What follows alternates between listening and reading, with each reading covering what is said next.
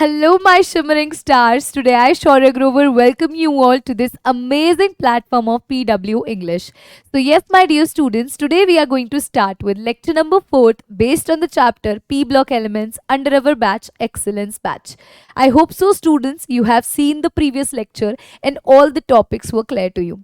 So, today we shall proceed further and we will be looking up to the group number 16, 17, and 18 over here. Now, as I've told you in the previous lecture also, that students, first of all, we will be doing about the oxides of nitrogen that came under the category of nitrogen family. That was group number 15. So if I talk about the oxides of nitrogen, basically we see different kinds of oxides of nitrogen, such as, I shall be writing all the compounds over here and we will be looking up to the information regarding them. So first, the compound that we are going to look up to is N2O. Then comes your next compound, that is NO. Write them on a single sheet of paper in a vertical section so that you can easily compare them and you can automatically find out the difference in all of them. Then comes, students, the next one, that is N2O3. Right? Now comes the next one, that is NO2. The next compound is N2O4. And the last compound is N2O5. So basically we are going to study about them one by one. Let us start with the very first initial one, that is N2O. If I ask you what is the oxidation state of nitrogen in case of N2O, how you will calculate the oxidation state?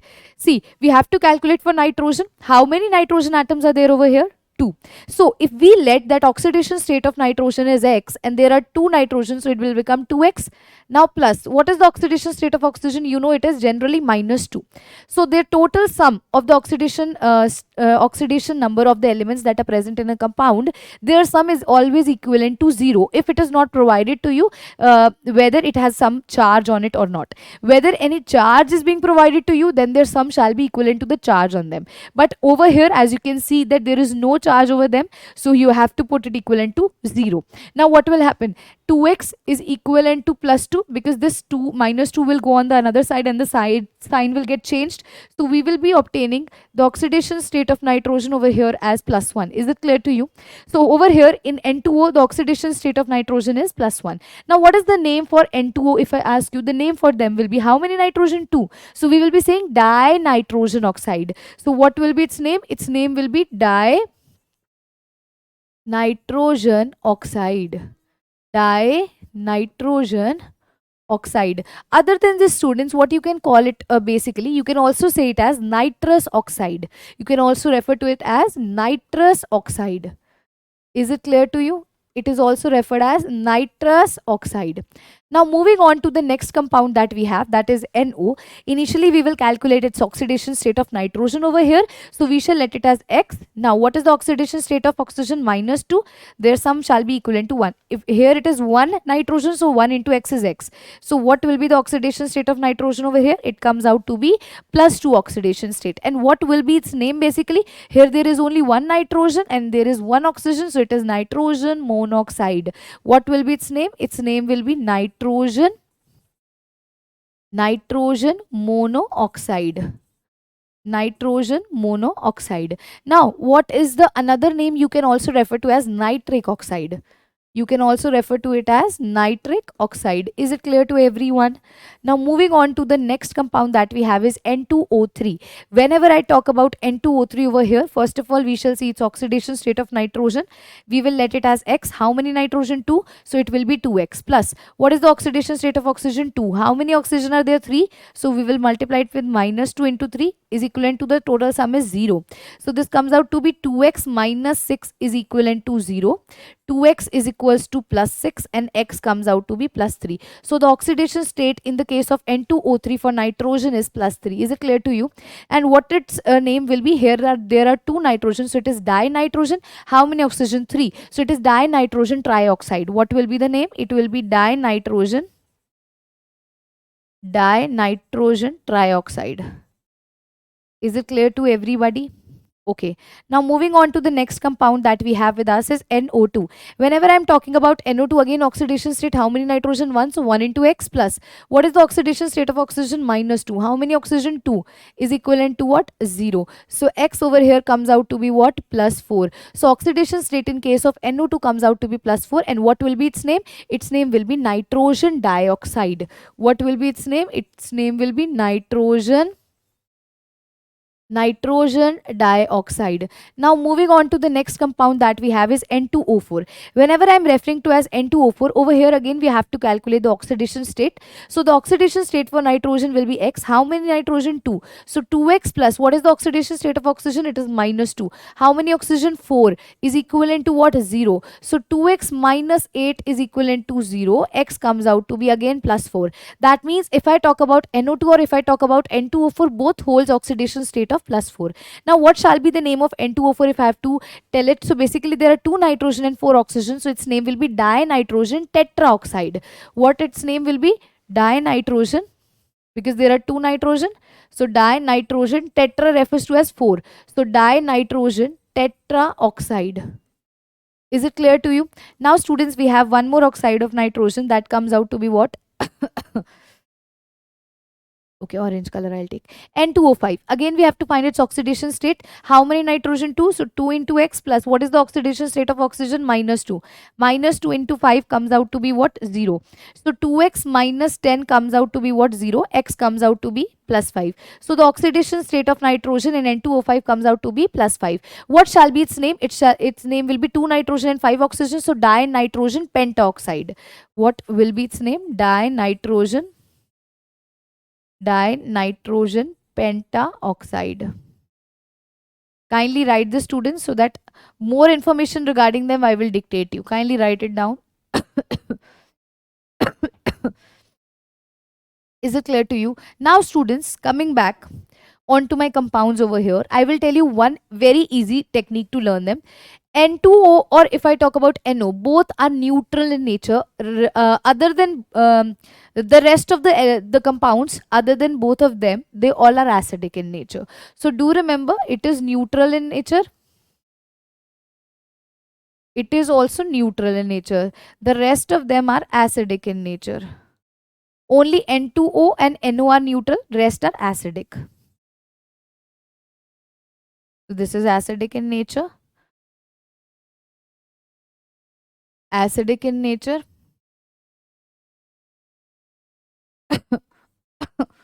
Acidic in sorry, acidic in nature, acidic in nature, acidic in nature. I hope so this is easy for you to understand now. Now moving back over here, there are some preparation methods that they can ask you with respect to certain. So basically you can open up your NCERT and table is provided you can mark over there the preparation method that you need to remember. If I talk about N2O, N2O is basically prepared from NH4NO3. When you heat NH4NO3, you shall obtain N2O, that is dinitrogen oxide. Along with the students, you shall be seeing water is being liberated. So this is the method of preparation for N2O. Is it clear to you? Okay, when I'm talking about NO over here, you can prepare NO by two major methods. The very first initial method is when N2 reacts with O2, it forms NO. This is the simplest reaction that you can remember over here. Other than this, students, you can balance the equations out and you can also obtain NO when you react NaNO2 with FeSO4 solution. So that is one more method that you can mark in your NCERTs. Now moving on to this one that I have N2O3 over here. N2O3 is very simple compound that can be obtained when you react NO, that is nitrogen monoxide, with N2O4. With N2O4, then you shall obtain what? You shall obtain N2O3. So this is also one major important reaction that you should remember over here. Is it clear to you? Now students, I guess this you have written all over here. Now moving on to our next reaction, that is about NO2. When I talk about NO2, you can prepare NO2 from when you will heat PbNO3 whole twice. When you are going to heat it out, okay, at some temperature like 673 near about temperature, then you shall obtain NO2 gas over here. NO2 is liberated. Also with this, you can see that O2 is being liberated, and if you want to balance it out, you will be seeing that PbO is also liberated. So this is the certain reaction which is carried about near about 670 Kelvin temperature. Now moving on to the next compound that we have over here is about N2O4 and N2O5. If I talk about N2O4, it is very simple. See, basically, you can obtain N2O4 from NO2. From NO2, you can obtain it on heating and on cooling. See, on heating, you shall be on heating and cooling you can obtain. If you want to write the reaction for NO2, you can directly use this reaction because N2O4 can be converted into NO2 and NO2 can be converted into N2O4. Other than this, students, there is last reaction with respect to N2O5. If I talk about, then you require over here HNO3. In order to obtain N2O5, you require HNO3, and that you will be reacting with P4O10. So from here you shall be obtaining N2O5, that is dinitrogen pentoxide. And if you want to see this equation is balanced or not, so water molecule is also liberated out. Is it clear to you? Kindly write it down, students. So one method of preparation is really very important, that is required over here. I guess this is clear to you. Okay, so if I talk about its shapes, then the very simple is N2O. If I talk about N2O, it is a linear structure that you shall be obtaining in this. So you can just mark the important key points in your NCERT that I am referring to you over here. There is a table again and again I am saying. One more question that is generally asked in case of NO, that it basically contains odd number of electrons. This is a very most important thing, that it contains odd number of electrons over here. Is it clear to you? They will ask you in the case of whom? In the case of NO. Is it clear? Now students, moving on to the next part, one more thing that they can ask you over here. N2O3 basically is blue in color. They can ask you, see, everyone is colorless, only two compounds are there. For example, if I talk about N2O3, it is blue in color. They can question you from over here, okay? And if I talk about one more compound is also there, NO2, it is brown in color. Rest all are colorless. Is it clear to you? So this was, students, all about the oxides of nitrogen. Now moving on to the further next topic that we were doing in the previous lecture, that was about oxygen family. We have initially started this topic of oxygen family, and we have studied about the electronic configuration, the atomic and the ionic radii, and the ionization energy. So moving on to the next topic of this, of oxygen family, we have the next physical property as electron gain enthalpy. Now before telling you about the electron gain enthalpy, I want you all to at least tell me what were the elements that were present in the oxygen family. So it was, what were the elements? It is oxygen, sulfur, selenium, tellurium and polonium, right?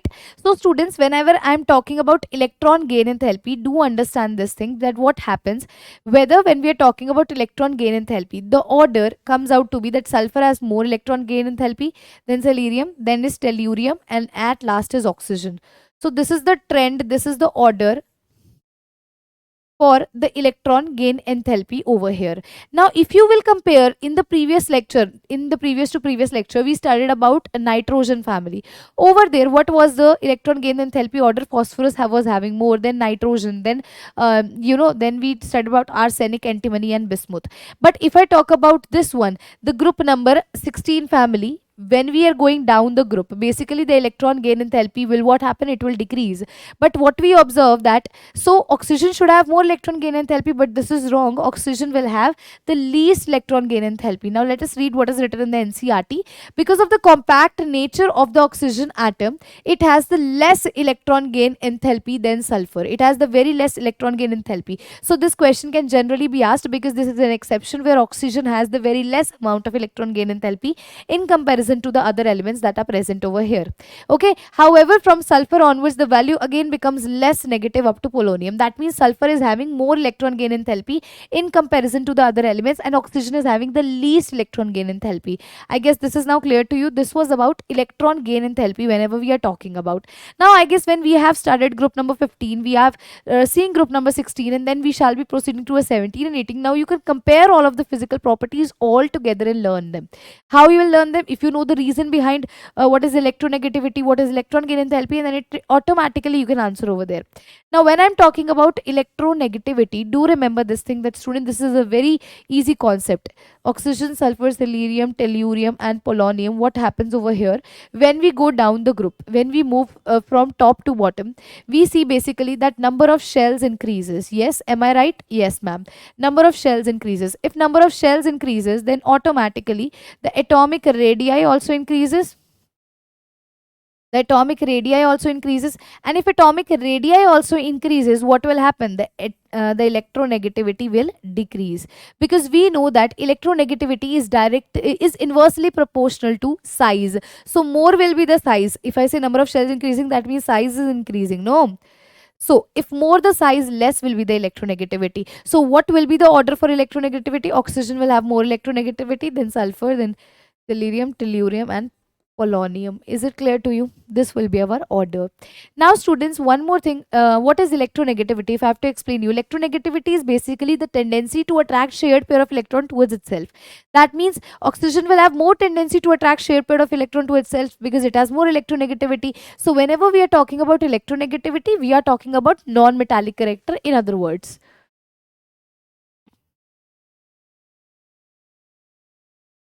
So if I ask you what will be the order for metallic character, so it will be opposite of this.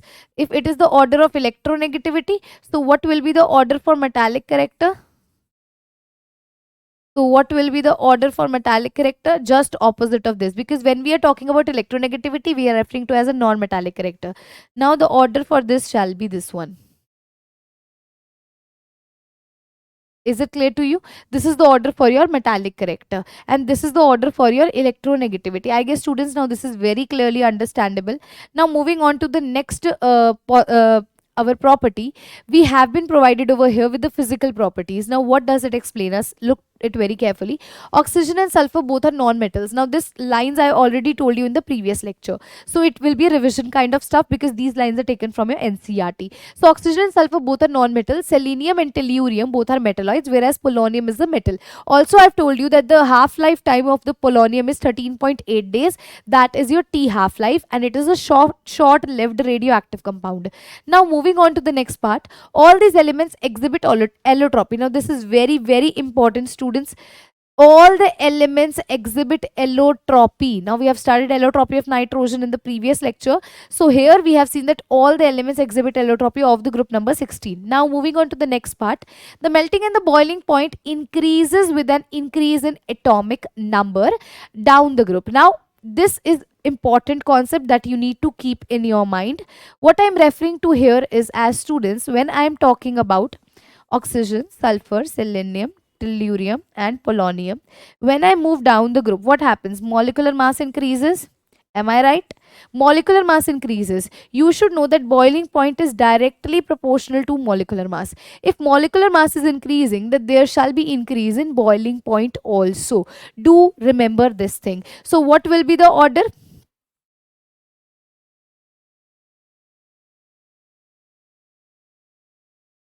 So this shall be the order. This shall be the order for boiling point as well as for the melting point, students. Also, let us read what is written over here. There is a large difference between melting and boiling point of oxygen and sulfur.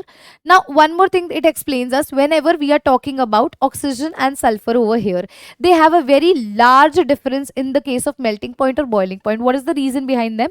That due to their atomicity. Basically, what happens? Oxygen exists in the form of O2, and sulfur basically exists in the form of S8. So what will happen? Kindly understand this concept over here. See, O2, basically two molecules are involved and we have to melt only two molecules. And in sulfur, basically 8 molecules are involved. That means we have to melt 8 molecules. If I talk about melting point or boiling point, I'm referring to it in that certain case. So that means what they are doing is that when we are moving from top to bottom, we are observing that more and more amount of heat is being required in order to break the bonds between them. So the boiling point and the melting point increases when we go down the group because molecular mass automatically increases. I guess this is clear to you now.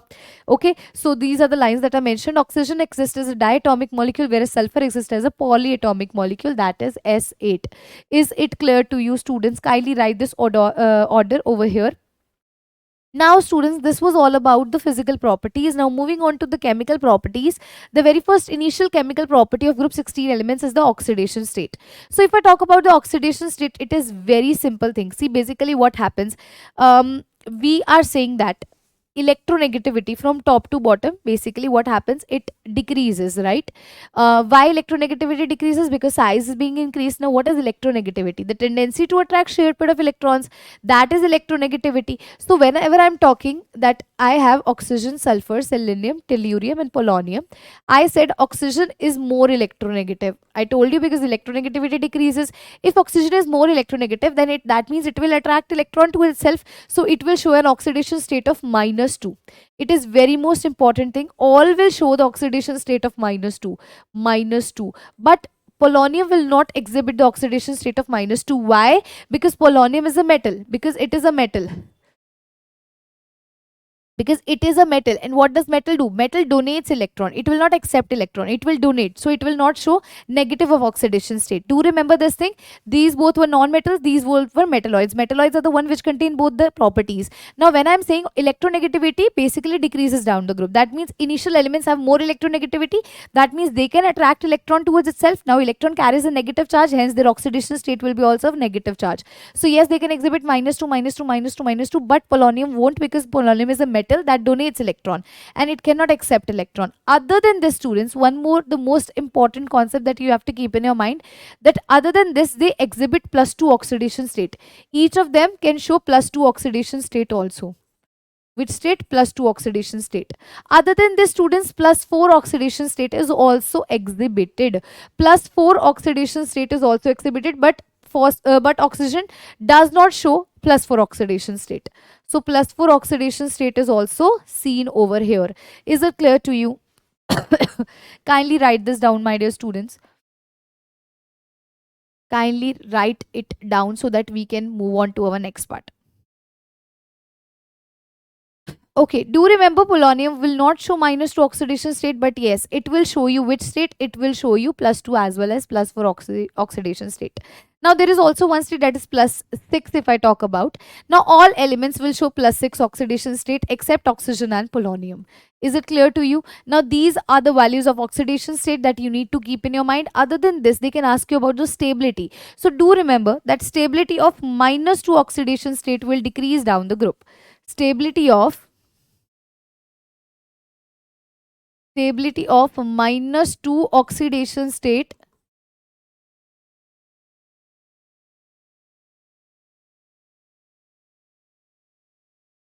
decreases down the group as you move from top to bottom. So the stability shall decrease. Of whom? -2 oxidation state. It will decrease. Why? Because you are moving from non-metals towards metal. That's why. Okay. And mostly which oxidation state is being exhibited? +4 or +2 is more exhibited. But we know over here polonium will not show -2 oxidation state. Do not forget this part over here. Is it clear to you? Also, if I am talking about -2, if I ask you what will happen with the +4 oxidation state, what will happen with the +4 oxidation state? So yes, your answer shall be that when you are moving from top to bottom, the stability of lower oxidation state increases while stability of higher oxidation state decreases. That means if I ask about +4 oxidation state stability, so it will increase. But if I ask about +6 oxidation state, basically it will decrease. So lower oxidation state stability will increase down the group while higher oxidation state stability will decrease. Now if you remember in the nitrogen family, I told you you one thing, that when you are moving from top to bottom due to inert pair effect, there shall be two electrons of the s orbital that won't participate in bonding, and so the lower elements are exhibiting +3 oxidation state. So is what is happening over here. Over here, if I talk about the lower if I talk about the lower elements over here, they will exhibit +4 oxidation state due to the inert pair effect, and they won't show +6 oxidation state. So we can say from top to bottom, +6 oxidation state stability decreases and +4 oxidation state stability increases due to inert pair effect. Is it clear to you? Now students, moving on to the next part, we have anomalous behavior of oxygen.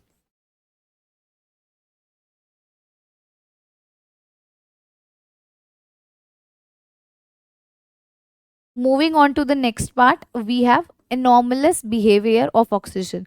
Anomalous behavior is that why oxygen is quite different from the elements present in oxygen family. So the major reason that we have also told in nitrogen family, that first of all, they are small in size, they don't have vacant d orbital. The initial thing that we always write is they are small in size, they don't have vacant d orbital. Also students, if I talk about oxygen, basically oxygen have high ionization energy, high electronegativity, and one more, the most important thing is about oxygen is it forms hydrogen bond. That's why it shows a different kind of behavior. All the other element of this family do not form hydrogen bond, only oxygen forms. So it forms hydrogen bond. Also it has high electronegativity and high ionization energy. So these are the reasons why oxygen shows a different kind of behavior with respect to the other elements that is present in the groups. So kindly write it out students, so that we can move on to our next part over here.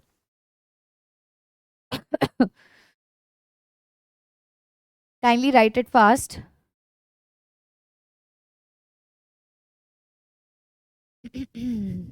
I guess you all have written this. Yes. Now, students, other than this, they can ask you what is the maximum covalency oxygen can exhibit.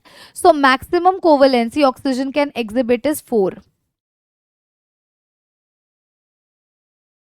Though if I talk about oxygen, so there is an absence of d orbital, so generally it forms two bonds, but yes, it can show a covalency of 4. Is it clear to you? And other elements other than oxygen show more, they show covalency more than 4. Is it clear to you? Right. Now we shall move on to our next chemical property that we have is reactivity with hydrogen. Now what happens when the oxygen family elements react with hydrogen? They will form hydrides. So formation of hydrides will take place. Formation of hydrides will occur. Will take place. Now, how does it will form? See, basically, what kind of hydrides can be formed? So it is H2E. These kinds of hydrides are formed, such as water, H2O, H2S, H2SE, H2TE, like this way students. Is it clear to you?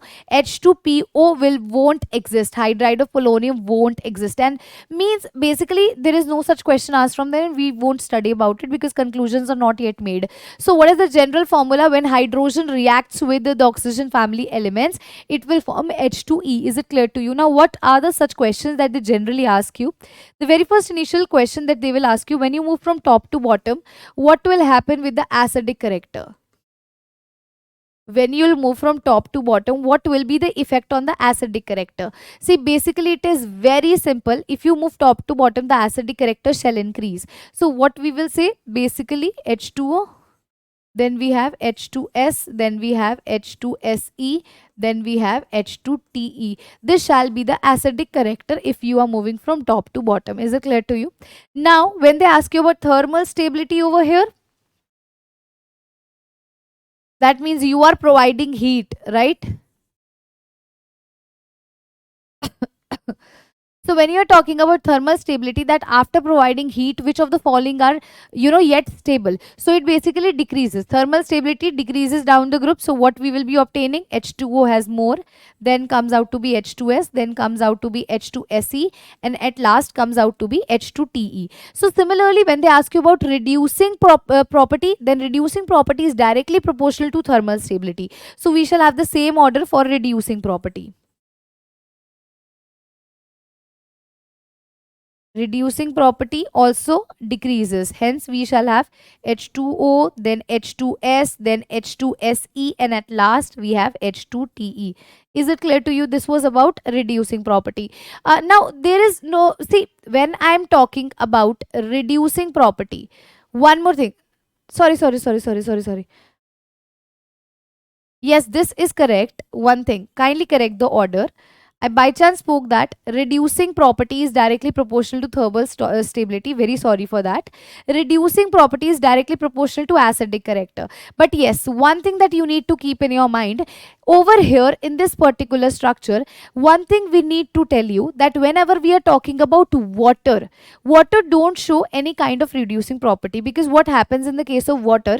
In the case of water, water will not liberate any H positive ion. Why? Because it is forming a hydrogen bond, right? So this is very important. Kindly correct it. Kindly correct the reducing property that I was writing over here. I by chance wrote that. So when I'm talking about reducing property, we will be talking about acidic character, and according to that order, water, then comes H2S, and then comes H2SC, and then comes H2TE. So the question that I have told you over here, that they can ask you with regard to water, that why does water has least reducing property? So the reason behind this is that water forms a hydrogen bond which is difficult to break, right? Hence we can say that it has the least reducing property in comparison to the another one, because hydrogen is involved in hydrogen bonding over there. Is it clear to you? Is it clear to you? Okay, I guess many of the students may have a little confusion with respect to acidic character. So basically what happens, see, when you move from top to bottom, what will happen? Size will increase. When size will increase, which of the following will be able to lose H positive easily? Obviously the down one, right? So the acidic character, that's why it increases down the group, because as you move down the group, the size will increase, the number of shell will increase, and easily hydrogen can be liberated out, right? So does it explains about reducing property in the same manner as it is explaining us about whom? About the acidic character. Is it clear to you? Now students, one more thing, they can ask you about the melting point and the boiling point. Now you should know this very initial thing over here, that when you are moving top to bottom, right, you basically know that size increases, or you can say the molecular mass is increasing. Also we have seen that there is a van der Waals forces over here, so we can say that if molecular mass is increasing, so yes, boiling point will also increase. Yes, boiling point will also increase. So basically what happens over here when we say that boiling point increases, so which will have more? H2TE will have more, then comes H2SC, and then comes H2S, and then comes H2O. This is a wrong order. Why there is a wrong order? Because see, water will have, H2O will have more boiling point and melting point in comparison to the other elements. So the new order comes out to be H2O, then comes H2TE, then comes H2SE, and at last comes H2S. What is the reason behind this? Because water is forming hydrogen bonds, that's why. So as water is forming hydrogen bonds, so we require more amount of heat to break the bonds. So water will have more melting point and boiling point in comparison to the other elements, right? So as I've told you, when you move from top to bottom, molecular mass increases, and we can say that boiling point is directly proportional to molecular mass. More the molecular mass, more will be the boiling point and melting point. So more boiling point should be of H2T, but it is wrong. Water has more because due to the hydrogen bonding. That's why also it is exhibiting which kind of behavior? Anomalous behavior with regard to the other elements. Is it clear to you? Now moving on to the next chemical property, that is reactivity with oxygen. Now we shall look up to the next property, that is reactivity with oxygen. Whenever it reacts with oxygen, it forms two kinds of oxides. One is EO2 and another one is EO3. What happens when the elements of the group number 16 reacts? It will form either EO2 or it will form either EO3. See, if I put E over here as oxygen, then it will form O3, because E and O2 becomes O3. If I put S over here, it will become SO2. If I put SE over here, it will become SCO2. If I put TEE over here, it will become TeO2. And yes, PeO2 won't exist. Okay, so we won't write it. Now if I put O over here, OO3, that means O4. O4 does not exist. Okay, Okay, if I put S over here, SO3. If I put SC over here, SCO3. If I put TE over here, TeO3. If I put PeO3, so it won't exist. Is it clear to you? So these are the oxides that are formed when the elements of the group number 16 reacts with oxygen. Now, one thing more that you need to keep in your mind over here, whenever I talk about O3 and SO2, both are gases in nature. They both are gaseous in nature. Do remember this thing. When I am talking about SCO2, it is solid in nature. Okay, so these are the very basic things that you need to know over here. Other than this, students, one thing they can ask you about the reducing nature. Okay, one thing that is reducing nature of dioxides. Now, do remember that SO2 has a good reducing power. So, SO2 basically act as a reducing agent. It act as a reducing agent. And after that, if I talk about, will be SCO2. And then comes TeO2. If I talk about TeO2, it is a good oxidizing agent. Okay, and if I ask about SO2, it is a good reducing agent. So this is the very basic thing that they can ask you. Also, one more thing. If I talk about EO2 and EO3, both the oxides are acidic in nature. Both oxides are acidic in nature. Do remember this thing also, students. I guess this is now clear to you with regard to the oxygen. Now comes the next chemical property. If I talk about the next chemical property is reactivity with halogens. See, when I talk about halogens, basically three kinds of compounds can be formed. Initial one that is being formed is EX2, then comes out to be EX4, and at last we shall talk about whom? EX6. Is it clear to you? So basically these three kinds of compounds are being formed whenever we talk about over here. And the question that they can ask you with respect to the stability of the halides, one question they can ask you,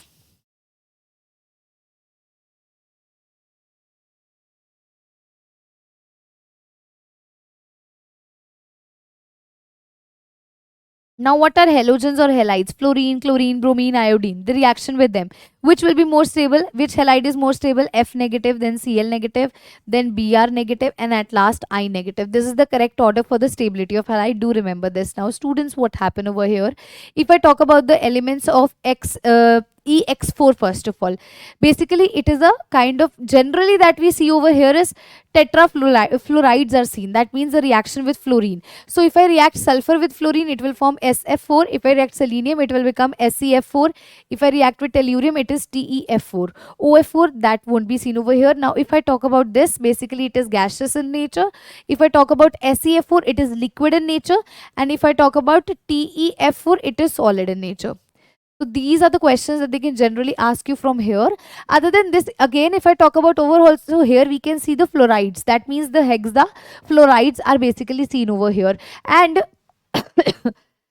SF6, it is very stable compound that we have seen in the case of EX6. Is it clear to you? It is very stable. And all the hexafluorides are basically gaseous in nature. This you should remember.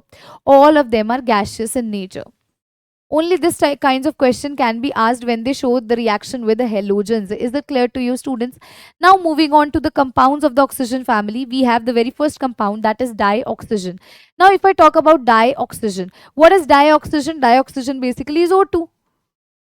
Dioxygen is basically O2. Now how you shall obtain O2? First of all, the very first initial preparation method. When you heat KClO3, what will happen? When you will heat KClO3, students, in the presence of a catalyst MnO2, then you shall obtain over here dioxygen, that is O2. Along with this, if you want to balance this equation out, KCl will be liberated out. Is it clear to you all? Now, if you need to balance it out, you can see over here, you will try 2. Here 3 will come, here 2 will come. So this is the balanced chemical equation for the method of preparation of dioxygen. And rather than this, students, one more thing you can say, that there is a thermal decomposition. The next method of preparation is thermal decomposition.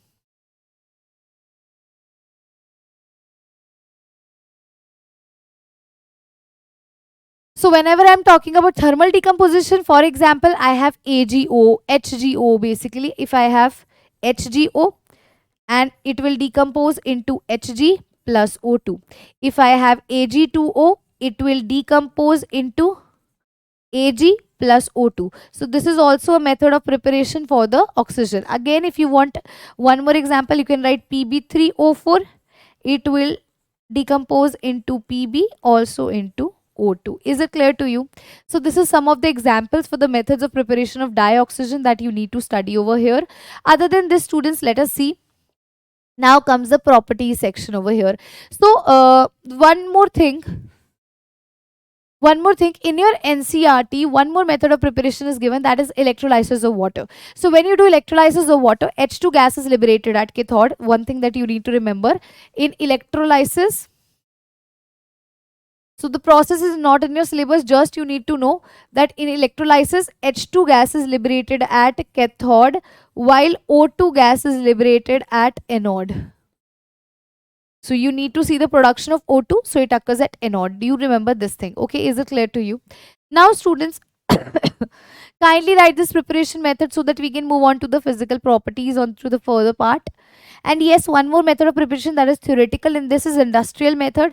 In industrial method, what happens in while we have to produce dioxygen large amount, so what we can do is from air we can remove CO2, and after CO2 and water vapors are removed, we can liquefy the gas and we shall be obtaining dioxygen. So that is one more initial method that you can see over there. Great.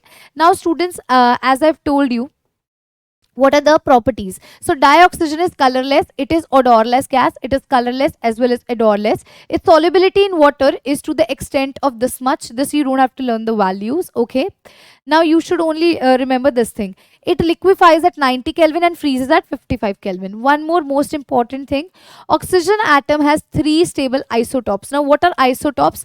Isotopes are basically having same atomic number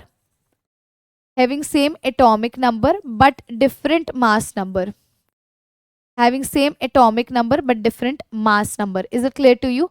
For example, oxygen one when mass number is 16, 17 and 18. Is it clear to you? Now molecular oxygen, that is O2, it is basically paramagnetic in nature. Do remember this thing. Though it have even number of electron, then also it is paramagnetic in nature.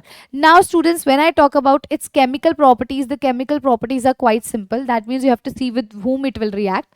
So what happens when calcium reacts with oxygen? This is your initial reaction. I want you all to write it first of all. Think about your mind how this reaction will proceed. For example, carbon reacts with oxygen. Now oxygen exists in diatomic form, so we are writing O2. If I write you over here ZnS reacts with O2, so what will be the reaction? Aluminium reacts with O2, so what will be the reaction? So kindly write all of them. One more example we can take over here. P4 reacts with O2, what will be formed? Okay, SO2 reacts with O2, what will be formed? So see over here, if I talk about the very first one, calcium. When calcium reacts with oxygen, calcium oxide is formed, CaO will formed. When carbon reacts, CO2 will be formed. When ZnS reacts with O2, see now, ZnO will be formed. Also, sulfur will also form its oxide. That means SO2 will be formed. When aluminium reacts, it forms Al2O3.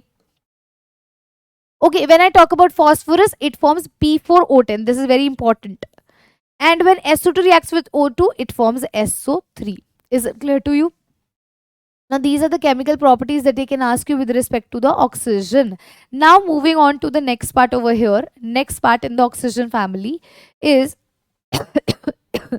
simple oxides. Now what are simple oxides? Basically oxides are categorized into two classes, simple oxides and the mixed oxides. Now simple oxides are the one, if I can take example of MgO, Al2O3, all these are simple oxides. Now first of all, let me tell you about simple oxides and then we shall see about the mixed oxides. So simple oxides are categorized into 4 major categories. The very first one are acidic. The second one are basic.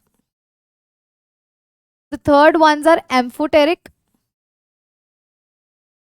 And the fourth one are basically neutral. So how do we get to know which is acidic, which is basic, which is amphoteric and which is neutral? So what happened basically, when you react, when you react a certain substance, for example, when you react the oxide with water, if it forms acid, then it is acidic oxide. When you react oxide with base, if it forms basically uh, when you react oxide with water, it forms base, then it is basic oxide. When it shows both the property of acidic as well as basic, it is amphoteric. When it neither shows acidic property nor basic, it is neutral. So you have to write over here, when the oxide reacts with water and if acid is produced, so this is an acidic oxide. So this forms acidic oxide. Okay. Similarly, when base reacts with oxide, sorry, when water reacts with oxide forming base, it is basically a basic oxide. Okay, amphoteric is the one which shows acidic as well as basic behavior both. And neutral is the one which shows neither acidic nor basic behavior. Is it clear to you? Now moving on to the examples of acidic, we can say Cl2O7. This is the examples. Other than this, you can take the example of sulfur, carbon dioxide, for example, SO2, CO2. These are the example of acidic oxide. Now moving on to the examples of the basic oxide, the example can be Na2O, it can be CaO. Okay, these are the examples of basic oxide. Now when I talk about amphoteric, the most important example is Al2O3, and its reactions are also very important. And if I talk about the last one over here about the neutral oxide, it can be NO, it can be CO. They are neither acidic nor basic. Example N2O, you can write, and water is also one of the example of the neutral oxides. Now as I've told you, in the case of amphoteric, when it is acting both as acid and base, it has a certain reaction which is very very important. See what happens when Al2O3 reacts with HCl. This is the initial reaction. We will be doing reaction with NaOH as well as with HCl. Do remember this thing. So when I am reacting it with HCl, what will form? It will form a complex.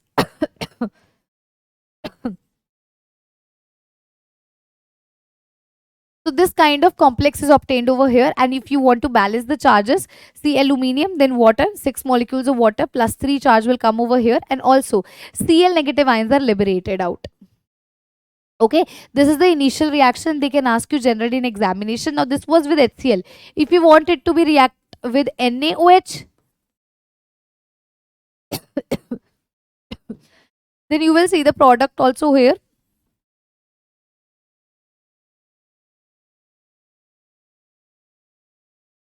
This is the product that is formed when you react it.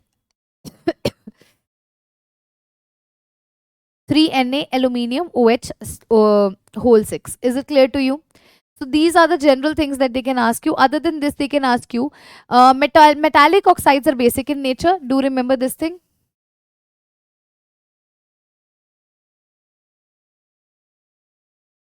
And non-metallic oxides are acidic in nature.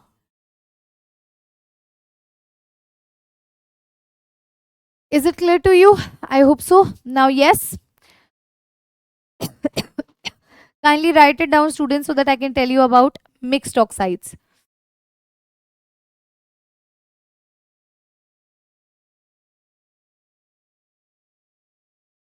Okay, if I tell you about mixed oxide,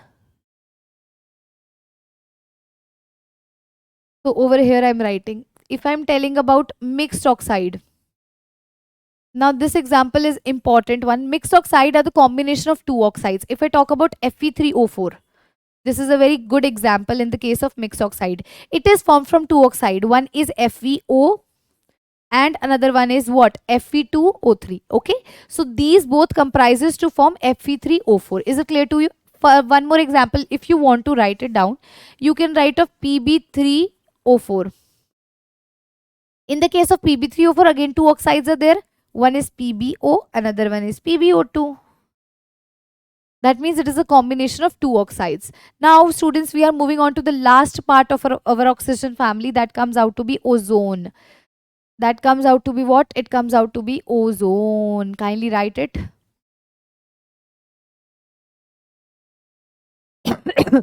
One minute.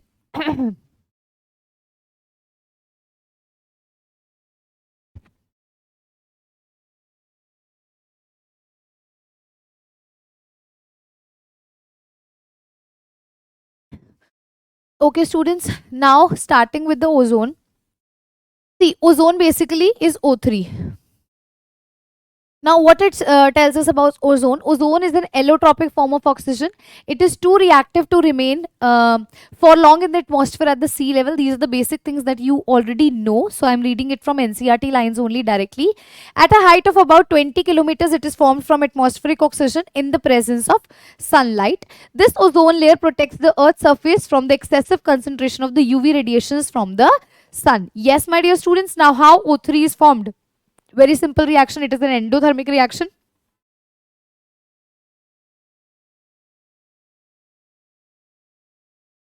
Right? This is the basic reaction over here. Endothermic reaction, it is from oxygen. From dioxygen, you prepare ozone. That means delta H over here is what? Delta H over here is positive value. This is a very initial reaction that you already know. Right? Right, students? And it is basically done in an electric discharge. A silent electric discharge is done over here. Yes. Now, students, there are few lines that we should know about ozone.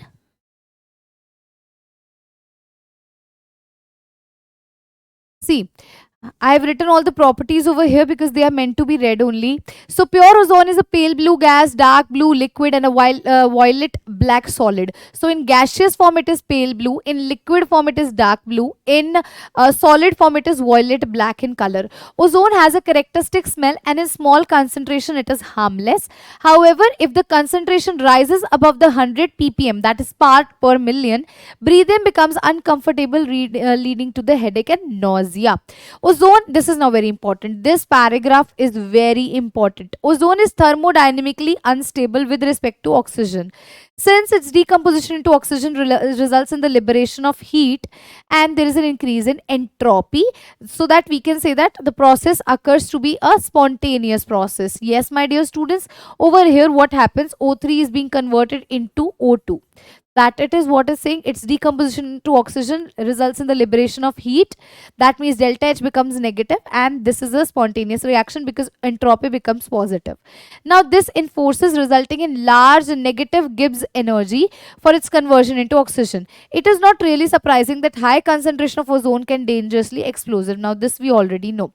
The one thing that we can conclude over here is it is thermodynamically unstable and it is a spontaneous reaction when O3 gets converted into O2 because delta H over here becomes negative value and delta S over here becomes a positive value. Is it clear to you, students? Now, students, if they can ask you general structure of ozone also. So basically the structure of ozone, you know, there is a resonating structure, a partial double bond characterized over here. So this is the structure of ozone. You can also write it as like this. If I have to make a resonance hybrid for them,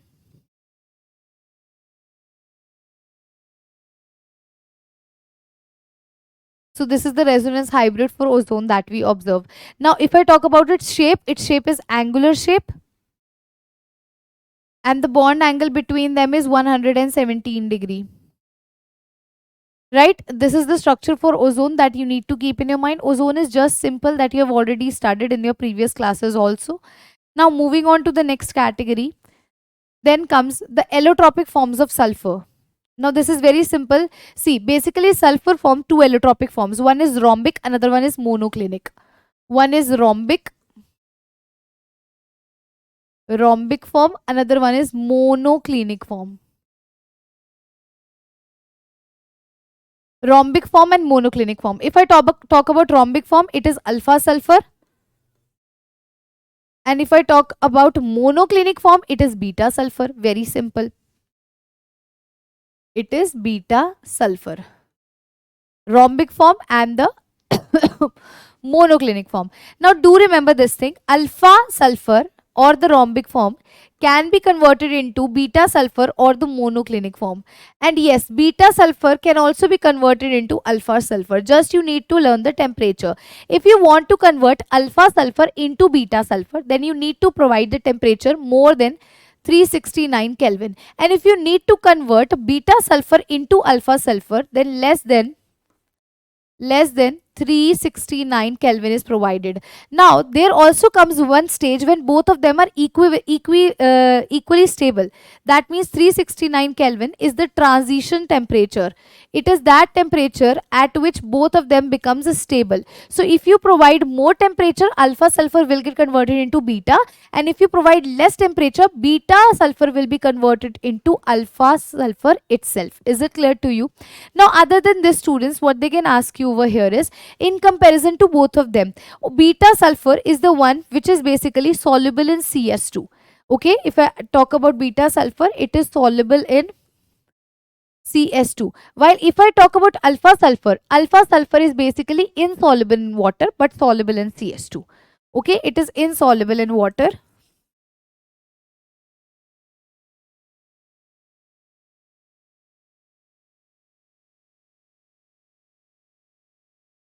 but it is soluble in CS2. Is it clear to you, students? Is it clear to you, students? Also, one more thing, beta sulfur is seen in the form of a needle shape like structure. Now, do remember this. If I talk about alpha sulfur or the beta sulfur, they exist as alpha and beta exist as S8 form, a crown shape like structure.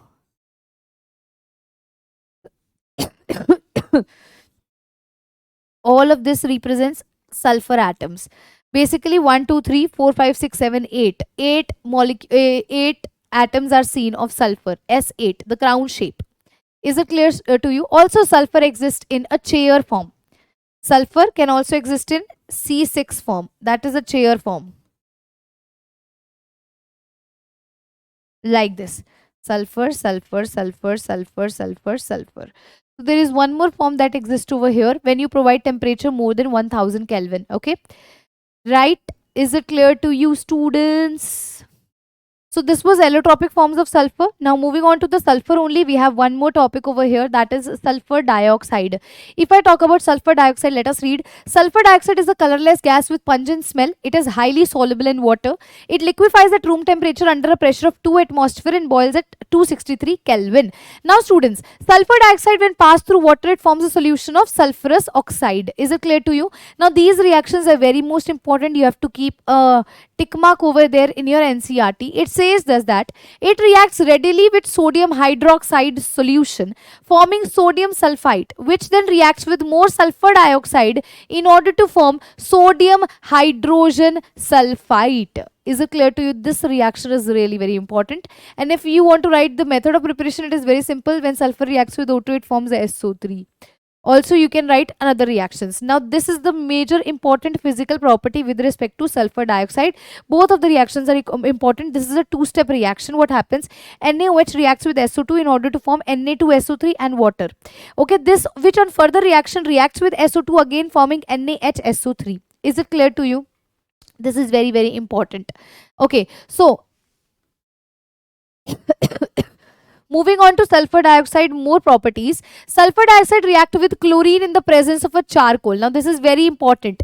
See, sulfur dioxide SO2 reacts with chlorine in the presence of charcoal.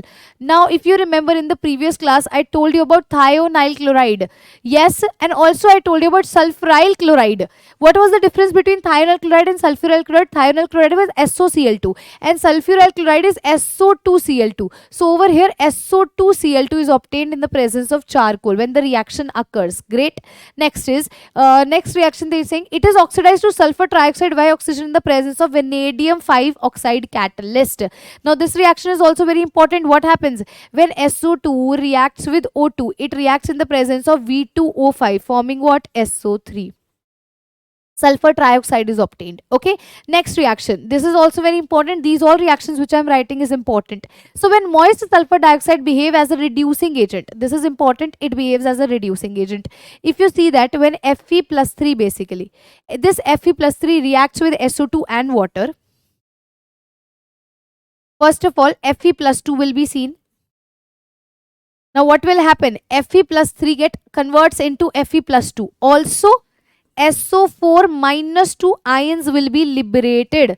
Okay, and if you want to balance this equation out, H positive will be seen. So see, read the line. Sulfur dioxide behave as a reducing agent. For example, it converts iron 3 oxide into iron 2 oxides and decolorizes acidified potassium permanganate solution. The later reaction is given the test for the gas, which identify the gas. So this reaction is very most important, that it converts iron third and Fe plus 3 ions into Fe plus 2 ions. Is it clear to you, students? Yes, I hope so. Now this is clear to you. Now students, oxoacids of sulfur, this we will do in the next lecture. Moving on to the next part is sulfuric acid. What is sulfuric acid? Sulfuric acid is basically H2SO4. So when I'm talking about sulfuric acid, basically how can sulfuric acid be obtained? First of all, the method of preparation. Now the very most important method of preparation is contact process.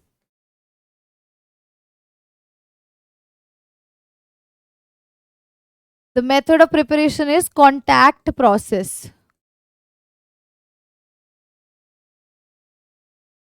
Yes. Now, contact process basically occurs in 3 steps. The very first is burning of sulfur.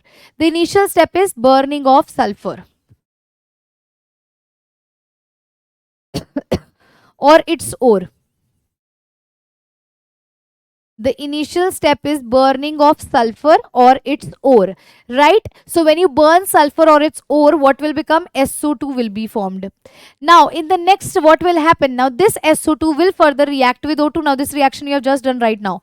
This SO2 reacts with O2 in the presence of V2O5 liberating SO3. This reaction we have just done right now. Now what will happen? This SO3 will further react with water. This SO3 will further react with water in order to form what? In order to form H2SO4. Is it clear to you all? Is it clear to you all? Now sometimes what happened, directly H2SO4 is not obtained. First of all, oleum will be obtained, and then from oleum you shall be liberating water molecules out and you will obtain the pure H2SO4 solution from here. Right? So basically this is a kind of a 3-step reaction, that is the contact process that you should know over here. Is it clear to you? Now moving on to the next properties that we have of our sulfuric acid, let us read it. Sulfuric acid is the colorless, dense, oily liquid with a specific gravity. No need to remember this. The acid freezes at 283 Kelvin and boils at 611 Kelvin. It dissolves in water with an evolution of, yes, this is important. Now kindly mark, put a huge star over here in your books, what they explains us over here. It dissolves in water with the evolution of large amount of heat. So what happens? Care must be taken that it should be, when you are inserting it in water, you have to put it drop by drop with constant stirring. See, hence care must be taken while preparing sulfuric acid solution from concentrated sulfuric acid. The concentrated acid must be added slowly into the water with constant stirring, otherwise a huge amount of heat will be released. Is it clear to you? Okay. One more thing, concentrated H2SO4 reacts as a dehydrating agent. Do remember this. It acts as a dehydrating agent, students. Also students, sometimes the hot concentrated H2SO4 act as a moderate oxidizing agent.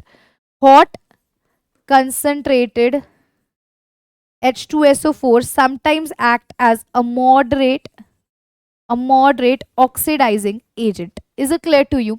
Now there are some of the reactions that you should know. For example, if I react Cu with concentrated H2SO4, so what shall we obtain? CuSO4, very simple. CuSO4 will be formed, SO2 and water will be liberated. So now I'm giving you a homework. You have to tell me what shall be obtained as a product. If I react sulfur with concentrated H2SO4 and if I react carbon, you have to write in the comment section along with your name. When I react carbon and sulfur with the H2SO4, what are the products being obtained? It is very simple reaction.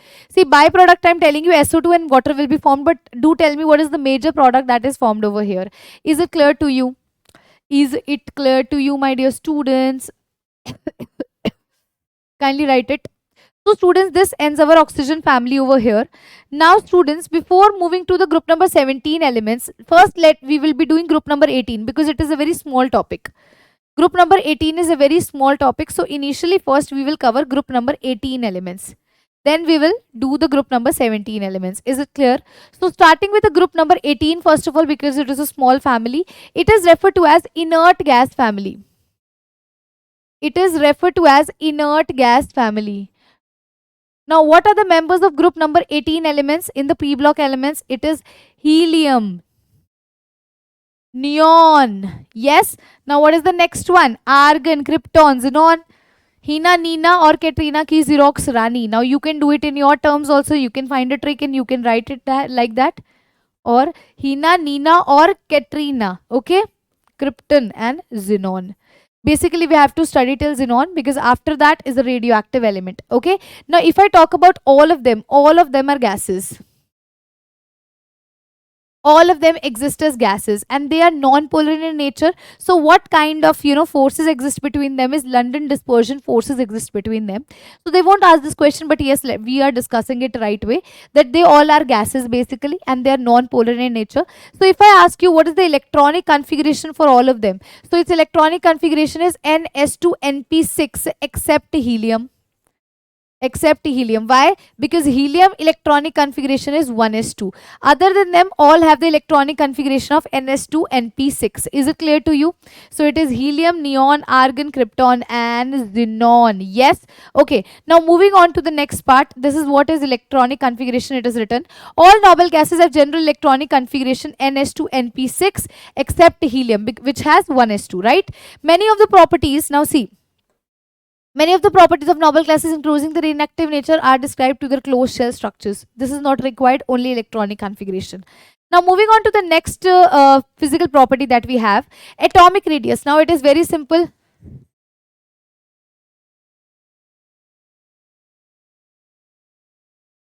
Right, when you go from top to bottom, obviously the number of shells increases and atomic radius will increase. Why atomic radius? Because atomic radius is the distance of the nucleus to the outermost shell of electron, right? Outermost shell electron. So when you move down the group, number of shells increases, hence atomic radius increases, right? Now if I talk about the next category, that is ionization enthalpy.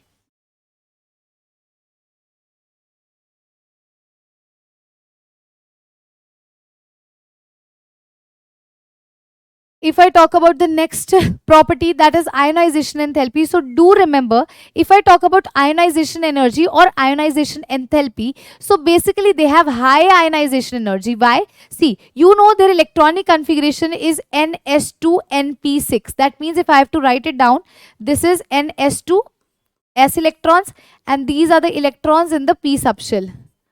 They are fully filled.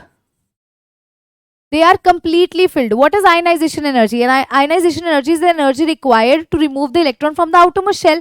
So you require a huge amount of energy so that electron can be liberated out because they are automatically stable. So they have high ionization energy because you require a very large amount of energy in order to release one electron from the outermost shell. Is it clear to you? Now the next physical properties is electron gain enthalpy. Electron gain enthalpy is the next physical property that you should know in group number 18 elements. Now they show the positive value of electron gain enthalpy. Positive value of electron gain enthalpy seen. Why? Because they have fully filled electronic configuration. They do not require any electron because if they already have whole electron, it is fully filled condition, they don't require any electron. That means we have to give them electron. So they have a very positive value of electron gain enthalpy. This you should know over here. Right, students? Now moving on to the physical properties with respect to the group 18 elements. If I talk about the physical properties, now I would recommend kindly open your NCERTs and write mark over there because these are the things that you have to listen it out. The very first physical properties, they are monoatomic in nature. They don't exist in the diatomic form. So they are monoatomic. Why they don't exist in diatomic form? My question is this. Because they are automatically stable. Why does a molecule behave as a diatomic or a triatomic form? In order to become stable. They are already stable. There is no requirement of bond formation with other elements. So they exist in monoatomic form. Other than this, they are colorless, they are odorless. they are colorless, they are odorless, they are colorless, they are odorless. Other than this, they're tasteless, they have low melting and boiling point.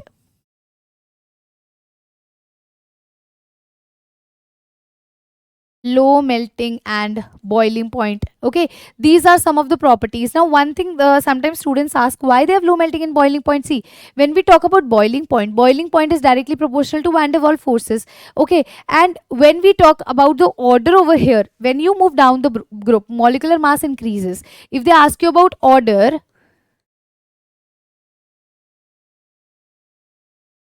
see, when you go down the group, you know molecular mass increases. And we have studied right now only that boiling point is directly proportional to molecular mass. So, more the molecular mass, more will be the boiling point. Hence, we can say that the order becomes this for boiling point. Also, there is one more reason that you should remember over here, that boiling point also depends upon the van der Waals forces. And just right now I told you that they exist the weak forces over here, right? Van der Waals forces are the weak forces. Now these were the physical properties, very simple physical properties. Now moving on to the chemical properties. Let us study about chemical properties, but before them let us read this. All the noble gases are monatomic, which we have seen. They are colorless, odorless and tasteless. This we have seen. They are saying they are sparingly soluble in water. Okay, next is they have very low and melting point. This also we have seen, because their only type of atomic interaction in the element is weak dispersive forces. This also I have told you. Helium has the lowest boiling point. Why? I have just told you right now, because down the group molecular mass increases, hence boiling point increases. It has an unusual property of diffusing through the most commonly used laboratory materials such as rubber, glass or plastics. This is for your knowledge sake. Is it clear to you? These were the physical properties, my dear students. Now we shall start with the chemical properties.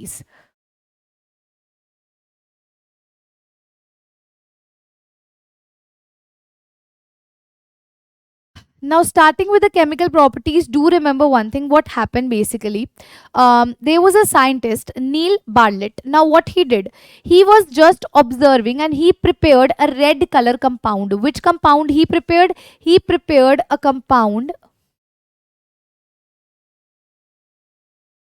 red color compound. So he prepared this red color compound. You can balance this equation out. It is positive, it is negative, like this. So Neil Bartlett, when he prepared this red color compound, what he said that during this formation of compound, O2 was being converted into O3 positive.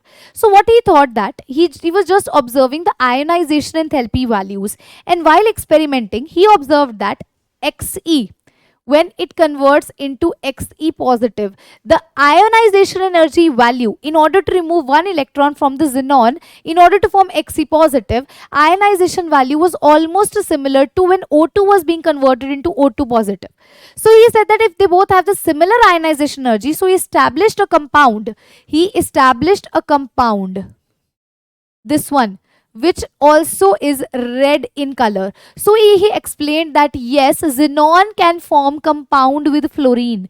Xenon fluorine compounds are obtained. This was the history. There is no need to remember this. I'm just telling that initially the Neil Bartlett had prepared this red color compound, and when he compared that when O2, it is being converted into O2 positive. That means the ionization energy required for O2 to convert into O2 positive has the same value of when Xe is converted into Xe positive. So he established a compound which also come out to be red in color. That means he explained that yes, xenon can form compounds with fluorine. But do remember, if I talk about krypton, it will form KrF2 only. It will form only one compound. But when I will be talking about xenon, you shall be observing three kinds of compound being obtained. Now there are certain reactions that you need to remember. Very simple reaction. Okay, there are three reactions that you need to remember. When you are taking xenon in excess, do remember, when you are taking xenon in excess and you are reacting it with F2. Okay, now fluorine basically is a diatomic gas and you are taking a temperature of 673 Kelvin over here. Then XeF2 is obtained. Which is obtained? XeF2. Now when you are taking 2 molecules of F2, and the ratio for Xe and F over here is 1:5. So you shall obtain XeF4. And what will be the temperature over here? The temperature will be 873 Kelvin. Now see the next one. When you are taking now 3 molecules of F2, ratio for xenon and fluorine you will be taking over here will be 1:20. You will be observing XCF6 is obtained, which is obtained XCF6. Now temperature over here that you will be given will be 573 Kelvin, because the ratio that you have taken is more in amount. Okay, is it clear to you? Now this is the very most important 3 reaction. When Xc reacts in excess amount with F2, it will form XCF2. When it reacts in 1:5 form, it will form XCF4. When it reacts in 1:20 form, it will form XCF6. Is it clear to you?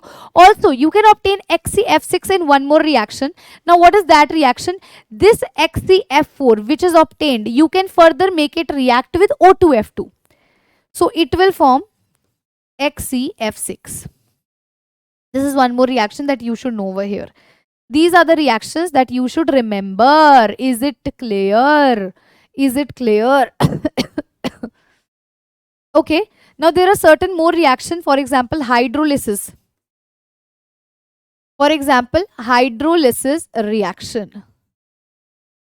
Now what does hydrolysis reaction explains us? We have to see this in very detail. When I talk about hydrolysis reaction, what will happen? See, XCF2, when it reacts with water, what will it form? This is the major step. When XCF2 reacts with water, it forms Xc. Xenon is liberated. Along with this, HF is obtained, and along with this, O2 is obtained. Now, when XCF4 is reacted with water, what will be obtained? And when XCF6 will react with water, what will be obtained? This is our question in mind. So, when I say when XCF6 reacts with water, it will form 6HF. Okay, you will balance it out. You will see that here you are taking 3 molecules of water. Along with this, XCO3 is obtained. Now see, when you are reacting of XCF4, no, this will also obtain, this will also obtain. That means Xc will be obtained, HF will be obtained, HF is obtained, yes. XCO3 is also obtained. So there is a combined product of this reaction and this reaction when XCF4 reacts with water. In this reaction, Xc plus HF plus O2 is obtained. In this reaction, HF plus XCO3 is obtained. In this reaction, both of these products are obtained. Is it clear? This is complete hydrolysis. Students, this is complete hydrolysis. Do remember, this is complete hydrolysis. If I talk about partial hydrolysis, what will be formed?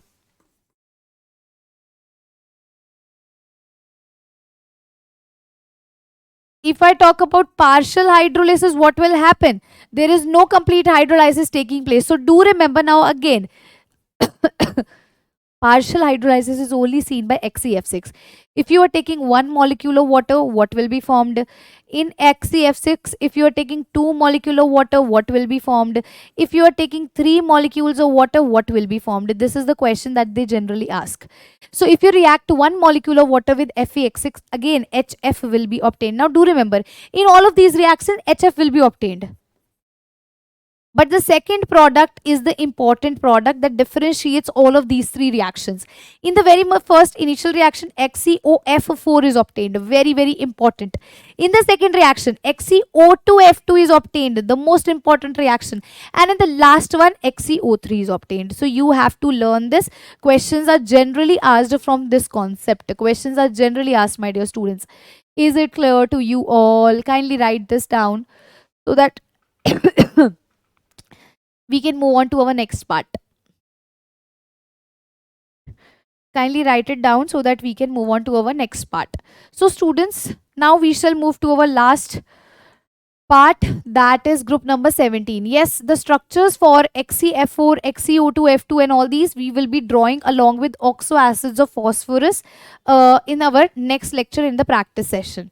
So all the structure work that we will be doing in the next lecture before the start of the practice questions. And I am giving you basically it as a homework. Draw all the structure of oxy acids of phosphorus, of sulfur, of halogen family, of inert gas family and also of halogen family. All the structure work we will be completing in the next lecture. That is the last lecture and it is also a practice session. So we will be practicing a large amount of questions in the last lecture, right? So now comes basically the group number 17 elements. Now what are group number 17 elements? So basically it is fluorine, it is chlorine, it is bromine, it is iodine, which we have to study. Basically we have to study all of these 4. Now what is, if I talk talk about, they are referred to as which family? Halogen family. They are all called halogens. Why they all are called halogens? First of all, my question is because they all are salt producing family. Halo refers to salt, gen refers to producing. So they all are salt producing family. Now basically students, one thing do remember, when I talk about halogen family, fluorine, chlorine, bromine, iodine, I am basically talking about electronic configuration. So what will be electronic configuration? Ns2np5. Do remember, the electronic configuration for all of them will be Ns2np5, and N value will range from 2 to 7. Yes, I guess this you all remember. Now students, coming to the electronic configuration, I've already told you all these elements have 7 electrons in the outermost shell, that is 2 electrons in the S subshell and 5 in the P subshell. Next is, which is 1 electron short? Yes. See, if I give this 1 electron, it will be a stable configuration. NP6 will be a stable configuration. If I have to write the 5 electrons in the P subshell, it will be 1, 2, 3, 4 and 5. That means it requires only 1 electron in order to become stable. Is it clear to you students? Now, moving on to its physical properties, the very first is atomic and ionic radii. Again, when you move from top to bottom, that means fluorine, chlorine, bromine, iodine. When you are moving from top to bottom, the size increases. How size will increase? Because the number of shells increases. If shells increases, the atomic radii automatically increases. Atomic radii automatically increases. So halogen have smallest atomic radii in the respective period due to maximum effective nuclear charge. Okay. Now in their periods, this I am talking in group. Now if I talk about in period, they will have the less, atomic radii. Why they will have less atomic radii? Because students, over there van der Waals forces exist, which are the weak forces, right? So over here, see, the atomic radii of the fluorine, like the other elements of the second period, is extensively small. Why? Because basically what happened, atomic radii, when you move from top to bottom, it increases. So fluorine will have small atomic radii. But when you are talking in periods, the complete group number 17, they have smallest atomic radii. So do remember this basic difference over here, students. Now comes your next category, that is ionization enthalpy. Students, whenever I talk about ionization enthalpy, do remember the simple order: fluorine, chlorine, bromine, iodine. Because when you move down the group, ionization energy decreases, right? Why it decreases? Automatically ionization energy is the energy required to remove 1 electron from the outermost shell. So the atoms which are, when there is less number of shells, that means the electron is close to the nucleus, there is a force of attraction. When you increase the number of shell, the force of attraction becomes less and electron can be easily removed. So this is the order basically. Yes. Now comes students our next category, that is electron gain enthalpy. Now when I was talking about electron gain enthalpy, do remember this order, this is very very important. Chlorine has more electron gain enthalpy than fluorine, bromine and iodine. This is very very very important. They generally ask you in question paper, they ask you which of the following elements has highest electronegativity, your answer will be fluorine. If they ask you which of the following has highest electron gain enthalpy, then your answer will be chlorine. Is it clear to you? Is it clear to you? Now students, electronegativity order, it will again decrease down the group. Yes. So no need to write it, automatically. Now comes the physical property. Halogens show smooth variations in their physical property. Fluorine, chlorine, both are gases. The next one, bromine is liquid while iodine is solid. So this is the one thing that you need to remember over here. This is important concept. Next they're asking is that their melting and boiling point steadily increases with the atomic number. Next is all the halogens are colored. Now why melting and boiling point increases? Because it depends upon molecular mass. As you move down the group, molecular mass increases, boiling point increases. Now see, when you are comparing all the groups, you will automatically remember all halogens are colored. This is due to the absorption of radiations. Now color you need to remember, F2 has yellow color, Cl2 has greenish yellow color, Br2 has red color, I2 has violet color. This is important thing that you need to remember. Is it clear to you? Now one order is their bond dissociation energy that they can ask you.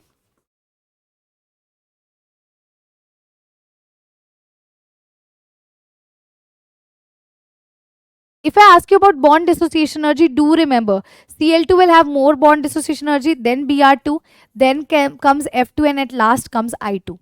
Do remember this thing, that this is the order for bond dissociation energy. It will decrease, but fluorine will have less bond dissociation energy than Br2. Why? Because in F2 electron repulsion occurs. This is the order that are generally asked, which I have mentioned over here. So kindly write it in your NCRT. They can ask you a question from this concept. Is it clear to you all? Okay, students, so this ends our physical properties of group number 17. Now, the chemical properties of group number 17 and the compound related to them, we shall cover in the next lecture in the last session, along with the practice session and the structure related questions. Okay, structure related concept. So today we shall end our segment over here. What is your homework for today? You have to solve the practice sheet. I have provided at least 20 questions over there. You have to solve all the questions with respect to the topic that we have studied, and also read the NCRT and get ready for the next lecture, because we are going to practice a lot of questions in the next lecture.